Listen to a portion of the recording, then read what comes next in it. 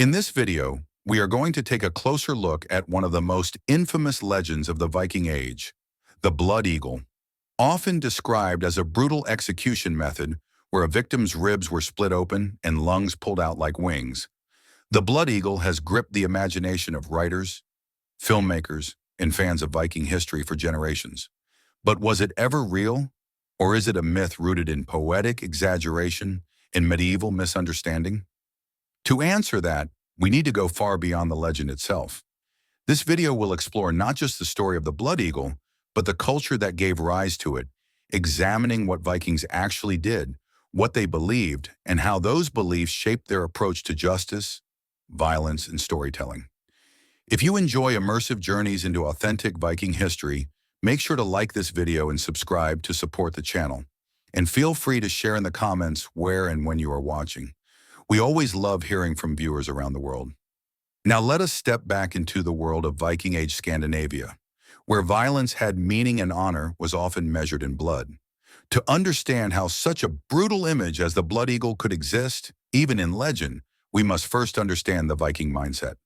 The people of Scandinavia in the early Middle Ages lived in a world that was deeply shaped by belief in fate, reputation, and reciprocity. There was no central authority to enforce law across the land, no single ruler whose power could prevent cycles of revenge or personal justice. Instead, Viking society was built on kinship and honor, and both were maintained through balance. If one family caused injury or loss to another, the injured party was expected to respond. Sometimes this came through negotiated compensation, but often it came through violence. The spiritual framework of Viking life was inseparable from this sense of fate and obligation. The Vikings believed that a person's destiny was set at birth and that death in battle or through violent means could carry a kind of grim honor. The world was not viewed as a place of guaranteed justice or reward. It was unpredictable and it demanded resilience. From this perspective, suffering and death were not necessarily signs of failure. They could even be signs of strength if endured with courage. That belief was reinforced by heroic poetry in which figures often met their deaths in vivid, memorable ways. These tales were not quiet or sanitized. They were full of broken bodies, last stands, and vengeance fulfilled. Violence then was not just a tool for survival. It was a language. Through it, leaders asserted power, enemies were humbled, and the dead were remembered. That does not mean all Viking violence was random or bloodthirsty. On the contrary, it often followed rules that made sense within that society's moral code. Understanding this is essential because the blood eagle as a story only makes sense in a world where dramatic acts of revenge and sacrifice held real cultural weight. At the same time, it is important to be cautious. What people believed and what they did are not always the same. Myths can grow from truths, but they can also grow from exaggeration, misunderstanding, or deliberate invention. The image of the Viking as a blood-drenched raider is already a product of centuries of storytelling, and the story of the blood eagle, though it appears in old sources, is not what it first seems. Before we can test its reality, we must explore how justice actually worked in the Viking world and what punishments were truly used when balance had to be restored. Viking justice was not centralized in the absence of a unified state or nationwide system of law enforcement. Disputes were resolved through community assemblies and the weight of social obligation. When a crime or injury occurred, families were expected to seek resolution themselves, often by appealing to the wider community for support or recognition of their claim. The emphasis was not on punishment for its own sake, but on restoring balance between parties. This often took the form of compensation. If someone was killed, the offender or their family might be required to pay a sum to the victim's kin.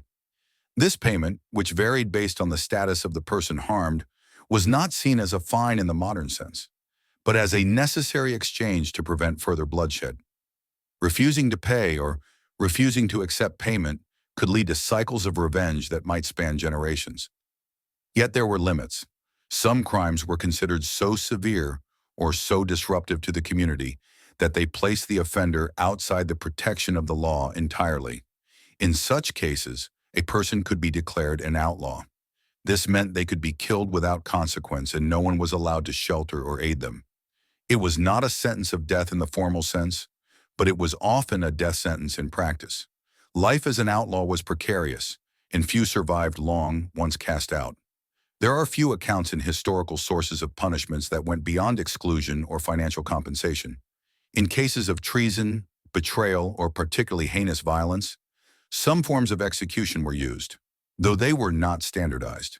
Drowning, hanging, and beheading are all attested in various parts of the Viking world, particularly in later periods when kings began to consolidate more power and impose harsher forms of state justice.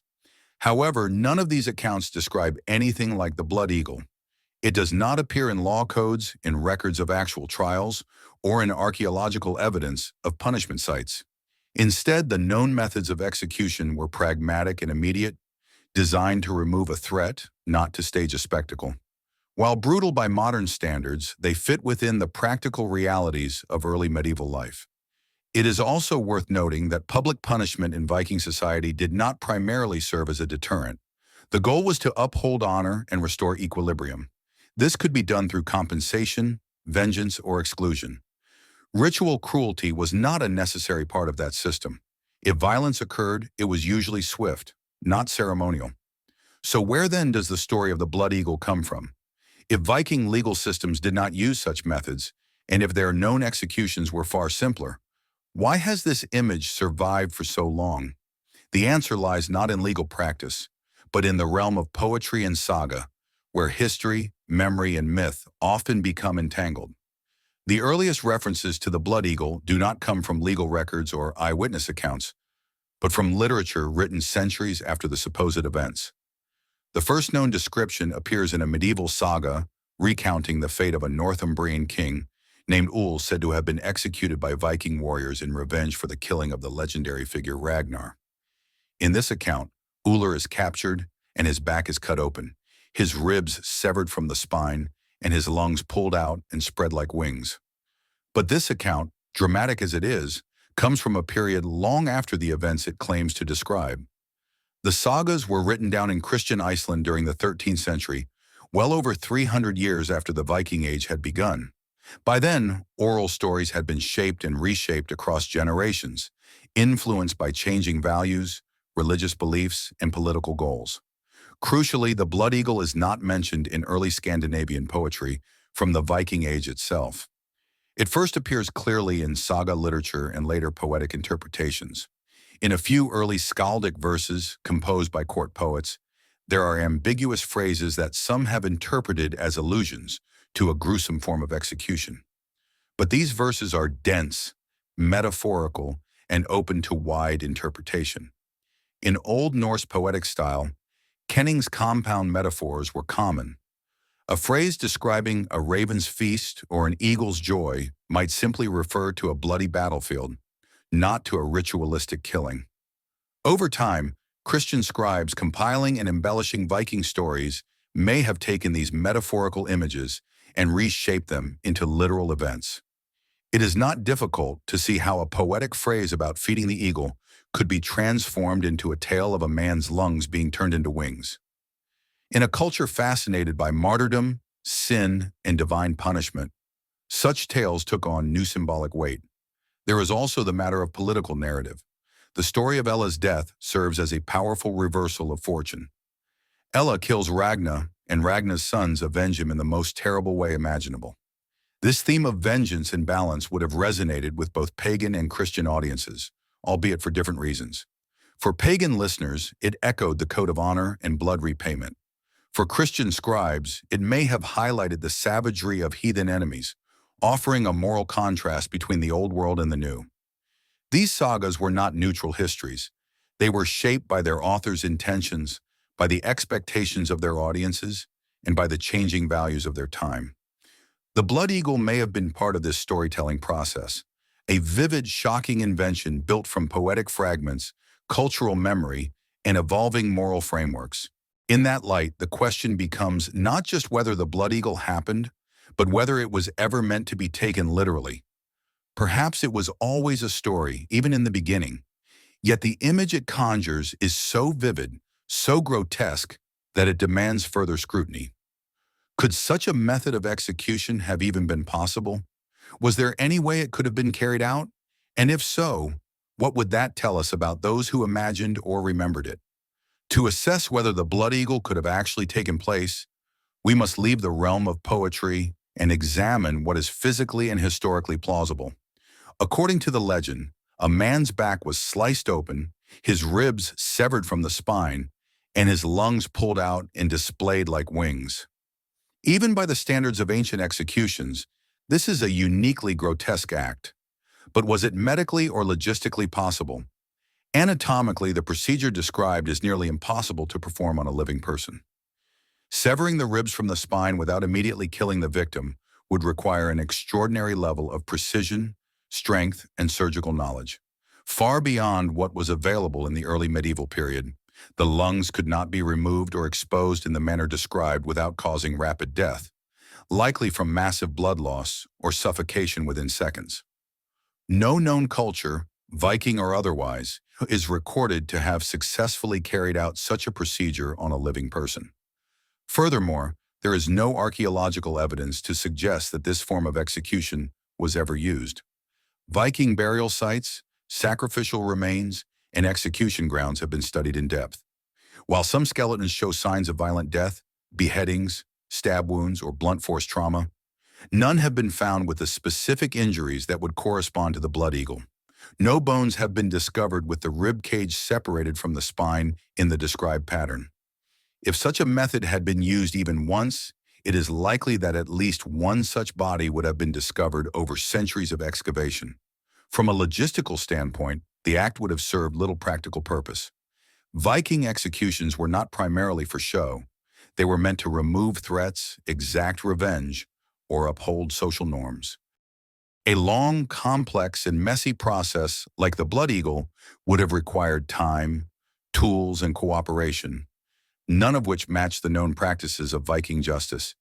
It is hard to imagine warriors or chieftains engaging in such a detailed ritual execution, especially when quicker methods were available and socially effective. Still, some scholars have speculated that the story might have been inspired by a symbolic ritual or a misunderstood account of post-mortem mutilation. In certain cases, enemies' bodies were displayed or desecrated as warnings or messages to others. A corpse with an open back or visible damage to the ribs might have been interpreted later as the result of some ritual, but these theories remain speculative and they are not supported by hard evidence. The weight of academic consensus today leans heavily toward the view that the blood eagle was never actually performed. It is understood as a literary creation, possibly inspired by poetic metaphors, misinterpretations, or the embellishments of Christian scribes trying to depict pagan enemies as especially cruel. And yet, the myth persists. There is something about the image, its brutality, its theatricality that continues to fascinate modern audiences. Perhaps it appeals to our desire to understand ancient violence or to our tendency to see past cultures as more extreme than our own. But to truly understand Viking society, we must separate what is imagined from what is real. And in doing so, we gain not just a clearer picture of the past, but a deeper appreciation for how myths are born and why they endure. The endurance of the blood eagle myth is not simply a matter of historical confusion. It reveals something deeper about how societies remember violence and how powerful stories can outlast the facts that gave rise to them. Over the centuries, the blood eagle has transformed from a questionable tale in medieval literature into a widely recognized symbol of Viking brutality, a symbol repeated in books, television, films, and even video games. Each retelling adds new layers of drama, often divorced from historical accuracy, but effective in capturing the imagination. Part of this appeal lies in the contrast between the sophistication of Viking society and the rawness of its reputation. The people of the Viking world built complex trade networks, navigated vast seas with skill, and established legal systems grounded in negotiation and reciprocity. Yet in popular culture, they are often reduced to images of fire, axes, and ritual cruelty. The blood eagle plays directly into this simplified vision, a gruesome tale that reinforces the stereotype of the Viking as a savage outsider immune to mercy or reason. But the myth also survives because it serves a narrative function. In medieval sources, the blood eagle is not described as a common practice. It is used sparingly in stories of revenge, betrayal, or divine justice. It marks the culmination of a moral arc. In the tale of King Ula, it is not just an act of vengeance. It is a demonstration of ultimate retribution, a poetic closure to a story of loss and rage.